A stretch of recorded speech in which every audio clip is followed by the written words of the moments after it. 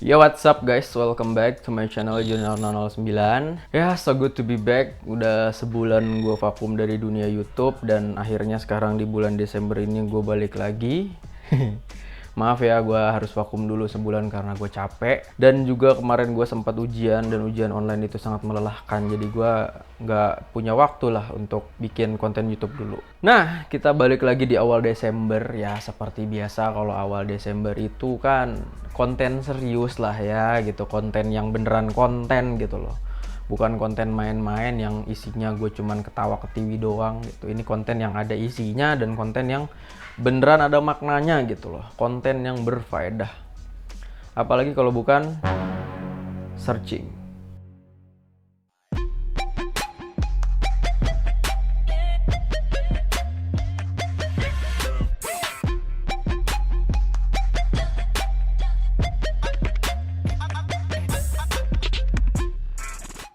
Nah, di searching kali ini gue nggak mau bahas hal yang terlalu teknikal, gue nggak mau bahas hal yang terlalu apa ya istilahnya serius banget gitu ya. Gue nggak mau terlalu membahas tentang teknik cornering atau teknik speeding di sirkuit segala macem. Gue nggak mau bahas tentang mesin segala macem. Gue sekarang mau ngebahas tentang emosi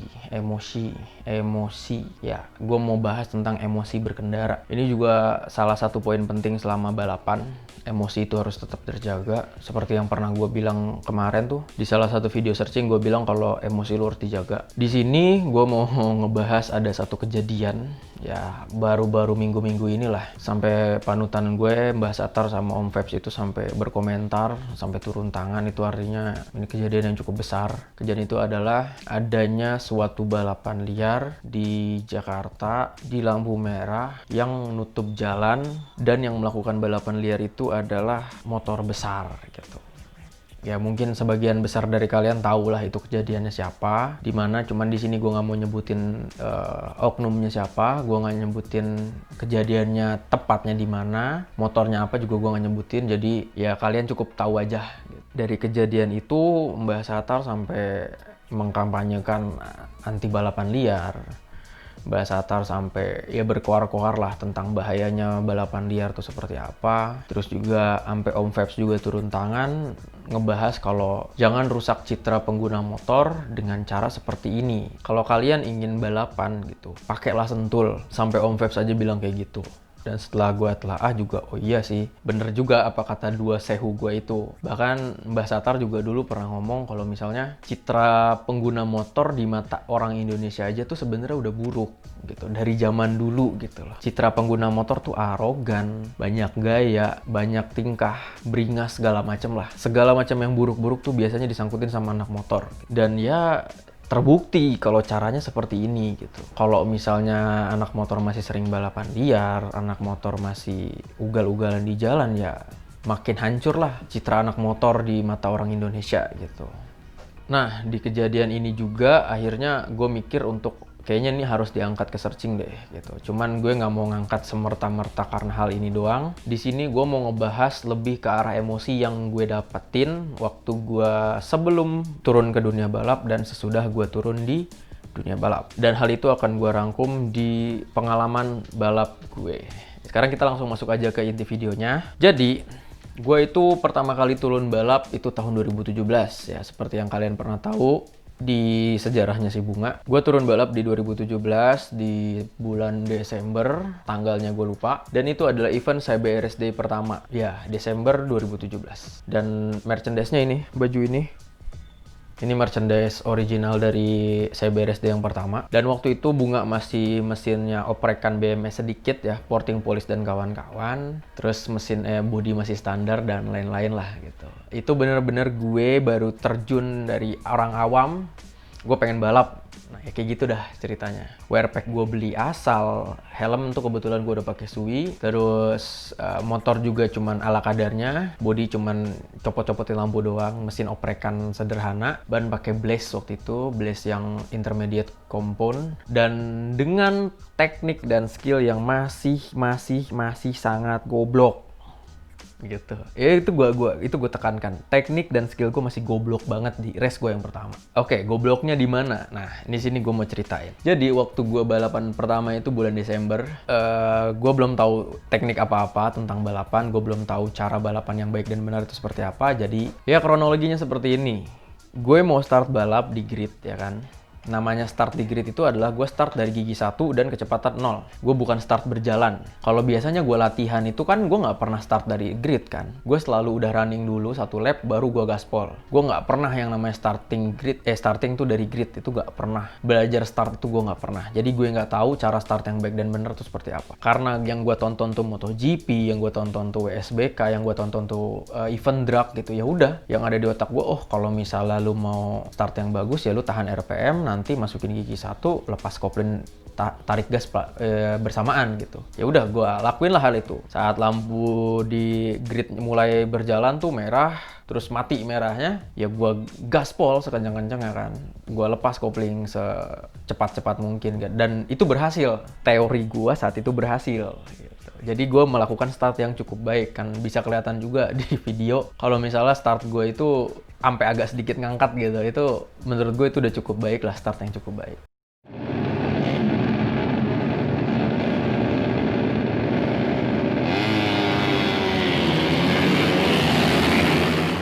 Kebodohan pertama yang gue lakukan adalah biasanya kalau gue lagi latihan itu di R1 atau belokan pertama Sentul International Circuit itu gue pasti turun gigi men. Karena gue dari ujung strike yang R12 itu gue udah gigi 4, masuk strike tuh gigi 5 dan gigi 6, masuk R1 gue pasti turun 1 gigi, masuk ke gigi 5. Biar di R2 ke R3 nya itu gue bisa gaspol lagi, RPM narik lagi. Kebetulan ini kan mulainya dari starting grid ya. Dari starting grid nih, jarak dari starting grid ke R1 itu nggak jauh men. Gue narik gas ganti gigi cuman mentok sampai gigi 4 doang. Jadi di R1 itu gue turunin gigi dari gigi 4 ke gigi 3 di RPM yang mentok. Mantep gak tuh? Jadi gue lagi kebut-kebutan gitu kan, nyari posisi terdepan pas abis start, udah masuk gigi 4, gue turunin lah gigi gue ke gigi 3. Teng! Itu ban belakang gue ngunci bray. Gara-gara ya RPM tadi udah limit nih di gigi 4 kan. Gua turunin gigi 3, bukannya di RPM-nya turun, malah RPM-nya tambah naik dong. RPM gue ngelos dari limiter, terus makin turun karena gue tutup gas, baru gue bisa bejek lagi. Beruntungnya gue itu, gue traksi ban belakang gue nggak hilang. Karena ban belakang tuh sempat ngunci sepersekian detik lah. Jadi gue hampir nge-sliding sedikit, terus akhirnya ya gue masih bisa lanjut balapan. Nah, mulai dari R1 itu, masuk ke R2, 3, 4, terus lap 2, lap 3, lap 4, itu performance motor gue tuh stuck di situ aja, nggak nambah naik, bahkan kadang-kadang turun. Itu yang gue kaget. Ini motor kok performance-nya stuck aja di sini-sini aja gitu, nggak tambah naik, nggak tambah turun gitu. Ternyata sampai akhir balapan ya motor gue bisa bertahan gitu loh, nggak ada gejala apa-apa, nggak ada masalah apa-apa, dan motor masih sempat gue bawa burnout di pit.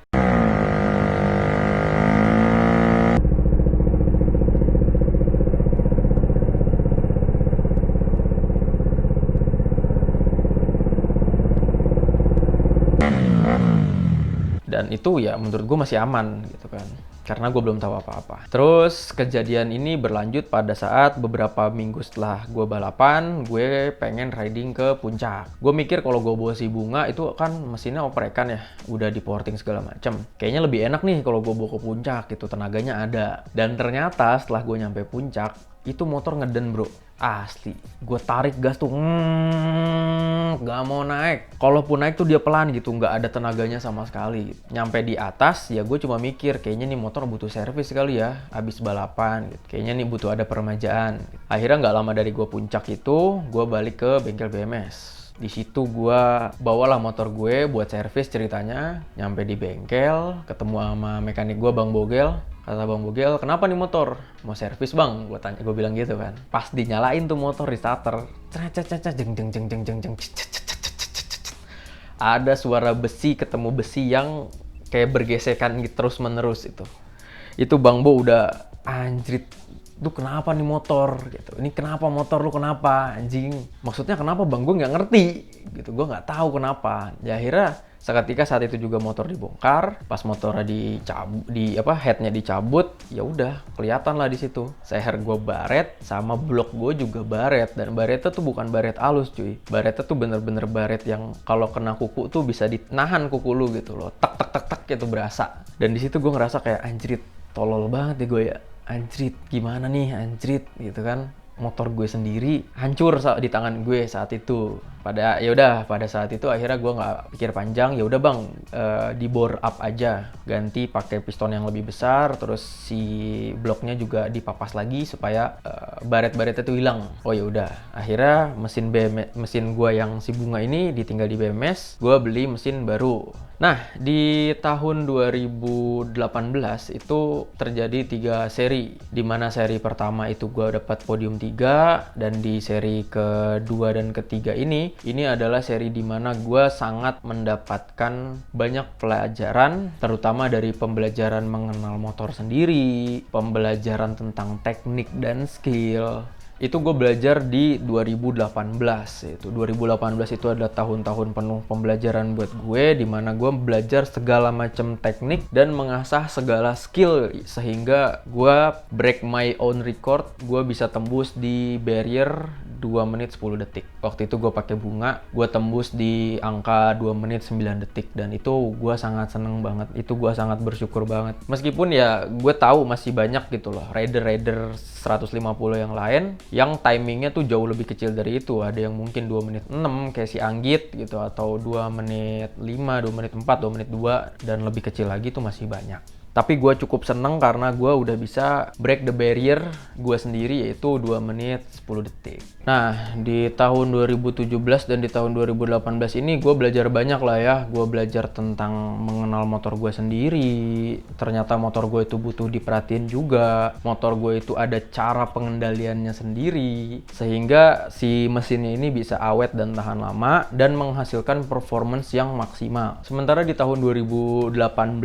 itu gue lebih banyak mengenal tentang teknik-teknik baru dalam balapan. Skill-skill gue juga semakin terasah di 2018. Itu ya gue dapetin di tahun 2018 itu. Teknik-teknik seperti ada slipstreaming, ada teknik fast in fast out, tuck in yang baik dan benar, terus rolling speed dan sebagainya macamnya itu gue dapetin di tahun 2018. Di tahun 2019 itu merupakan tahun dimana ya gue tuh terkecoh lah gitu. Gue terkecoh dimana regulasi berubah, jadi gue nggak bisa menggunakan mesin bunga yang lama, alias mesin bunga yang udah bore up itu nggak boleh ikut di event balap CBRSD waktu itu karena dia udah bore up. Regulasinya itu harus pakai piston ukuran standar, so gue nggak bisa ikut. Dan gue mesen mesinnya kelamaan, jadi di seri 1 gue skip dan gue baru bisa ikut di seri 2. Kebetulan seri 2 itu bulan September 2019. Nah, seperti yang sudah kalian tahu nih ya, September 2019 itu gue fuck up banget ya. Gue sial banget waktu itu. Ya itu nggak sial kok, itu emang kejadian yang sudah ditakdirkan oleh Tuhan. Dimana seperti yang tadi gue udah bilang, di 2017 dan 2018 itu gue sudah belajar mengenali motor gue, dan gue sudah belajar tentang teknik dan mengasah skill gue sedemikian rupa, sehingga di tahun 2019 ini gue pengen membuktikan lah gitu kepada diri gue sendiri kalau knowledge gue tentang motor dan skill dan teknik gue di atas motor tuh sudah jauh berkembang. Dan di sini gue mau mengulangi prestasi gue di 2018, yaitu naik podium. Itu yang ada di otak gue. Dengan teknik gue, dengan skill gue, dengan knowledge yang gue punya, itu harusnya gue bisa menang. Itu egoisme gue waktu itu. Akhirnya gue ikutlah di September. Nah, setelah mulai balapan ya, itu emang gue akuin gue kenceng karena gue ada di nggak di leading group sih, gue di grup kedua setelah leading. Dan di situ gue bareng bertiga, ada gue, ada Kang Yusuf, terus ada rider satu lagi lah. Jadi gue bertiga pokoknya total. Gue selalu tempel-tempelan sama mereka berdua tuh, dan itu bener-bener ketat banget ya. Kadang gue di depan, kadang gue di belakang, kita ganti-gantian lah memimpin di kelompok tersebut. Sampai pada akhirnya di lurusan setelah R2 menuju R3 itu terjadi kejadian itu, yaitu gue kecelakaan. Itu gue posisinya lagi di depan. posisinya gue lagi nge-lead. Kalau nggak salah itu gue lagi nge-lead, dan di situ gue udah ngerahin semuanya, gue udah ngerahin teknik gue udah ngerahin skill gue udah ngeluarin semuanya, gue udah mengerti motor gue udah gue udah keluarin semuanya lah. Itu skill dan teknik gue udah gue pakai semua gitu, sehingga gue udah bisa di depan. Dan ternyata pas gue lagi enak-enak di depan, ada rider yang satu ini dia nyalip gue gitu. Entah bagaimana caranya dia bisa nyalip gue, dia sejajarin sama gue dan dia lebih depan dari gue. Kebetulan itu di depan ada R3 yaitu belokan ke kanan, dan di sini egoisme gue muncul. Oh, gue bisa masuk karena dia pasti ngerem. Gue mikirnya kayak gitu. Dan ternyata yang terjadi apa? Dia pindah jalur. Ban depan gue tersenggol oleh ban belakangnya dia. Ya yang namanya ban depan ketemu ban belakang, yang pasti yang kalah ban depan dong ya, karena dia bisa belok gitu kan. Setelah ban depan gue ngehantem, ya kejadian lah itu, motor gue kelempar, guanya kelempar, dan kejadian itu ya pokoknya gue jatuh, motor gue hancur dan sebagainya macamnya. Udah skip sampai di situ, gue nggak mau ngelanjutin lagi karena udah pernah sering gue bahas. Yang bisa gue ambil pembelajaran dari sana adalah gini men, untuk menjadi pembalap yang baik dan benar, untuk menjadi pembalap yang proper, itu nggak cuman dengan lo mengenal motor lo paham skill lo punya teknik yang bagus dan teknik yang luar biasa, itu aja nggak cukup gitu. Lo tetap harus punya egoisme tinggi, tapi lo harus bisa ngeredam egoisme lo juga. Lo harus punya tekad yang kuat, tapi juga lo harus bisa ngeredam tekad lo juga. Lo harus bisa punya semangat juang yang tinggi, tapi di saat yang sama lo juga harus bisa nahan semangat lo itu. Supaya apa? Supaya lu nggak kebakar emosi saat lu berkendara. Itu yang gue pelajari di balapan 2019. Di balapan 2019 ini bener-bener ngasih gue pembelajaran ya. Walaupun gue cuman ikut satu seri, yaitu seri 2. Cuman pembelajarannya itu bener-bener melekat di otak gue kalau lu berkendara itu nggak bisa sambil emosi. Lu nggak bisa semerta-merta anjing lu semua. Itu nggak bisa. Bener-bener lu harus tenangin diri, turunin ego lu, nggak boleh emosi, otak lu harus dingin. Itu adalah pengendara yang baik dan benar. Itu berlaku di jalan raya dan berlaku juga di sirkuit. Jadi dari pengalaman gue itu yang bisa gue dapat adalah untuk menjadi pengendara yang baik dan benar, terutama di sirkuit, adalah lu harus bisa mengenali motor lu harus bisa menguasai teknik, mengasah skill lu, dan yang terakhir lu harus bisa mengendalikan emosi lu. Ini salah satu yang terpenting juga, karena pernah gue bahas juga di searching sebelumnya. Ya, mungkin segitu aja searching kali ini ya. Thank you semuanya yang udah nonton. Mungkin sedikit yang bisa gue simpulin ya. Dari apa yang gue sampein, dari yang awal tadi gue ngomongin balapan, sampai sekarang gue ngomongin balapan lagi. Intinya adalah kalian harus bisa sama-sama nahan emosi lah. Gitu. Jangan sampai kalian itu termakan emosi bisa sampai balapan di jalan, atau misalnya kalian di sirkuit juga kemakan emosi yang harusnya kalian ngerem itu malah kalian gas, atau misalnya kalian kesel sama lawan main kalian terus kalian pepet terus sampai kejadian kecelakaan. Itu kalian harus bisa memaintain emosi kalian lah. Dan satu kata yang terakhir, ini untuk melengkapi nyinyiran gue di awal tentang balapan motor gede. Kalian boleh nakal, kalian boleh bandel, tapi ingat, jangan goblok ya. Kalau kalian udah nakal, jangan goblok. Jangan suka di-share ke sosial media, bikin malu. Oke? See you in next searching guys. Skip throttle up and bye-bye.